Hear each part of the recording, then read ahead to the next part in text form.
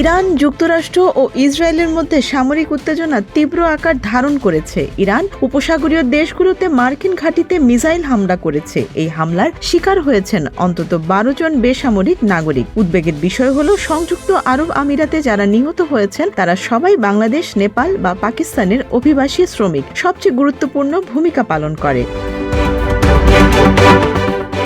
হামলার ঠিক পরের দিনই দুবাইয়ের রাস্তায় দেখা যায় এক বাংলাদেশি ডেলিভারি রাইডারকে। রাস্তাঘাট অন্যান্য দিনের তুলনায় ফাঁকা, তবু তিনি মোটরসাইকেল নিয়ে কাজ করতে বের হয়েছেন। ওই দিন তার বকশিসও ছিল ভালো। তবে আবুধাবিতে 5 বছর কাজ করা এক পাকিস্তানি রাইডারের জীবনযাপন ছিল ভিন্ন। তিনি জানান, ভয় থাকলেও কাজ ছাড়া তার সামনে আর কোনো উপায় নেই। তিনি বলেন, আমি এখানে রোজগার করতে এসেছি, পরিস্থিতি যাই হোক কাজ চালানোই আমার জন্য বাধ্যবাধকতা।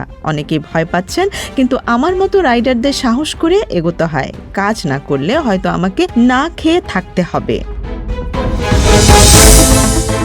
ইরানের মিসাইল হামলার পরও উপসাগরীয় অঞ্চলে পরিচ্ছন্নতা কর্মী, নির্মাণ শ্রমিক, চালক এবং নিরাপত্তা রক্ষীরা কাজ চালিয়ে যাচ্ছেন। এই শ্রমিকরাই সংঘাতের চোখ ও কান। বহু হামলার দৃশ্য তাদের ফোনে ধারণ এবং অনলাইনে ছড়িয়ে পড়ে। অনলাইনে এই হামলার ভিডিও করলেও শাস্তির আওতায় আনা হচ্ছে।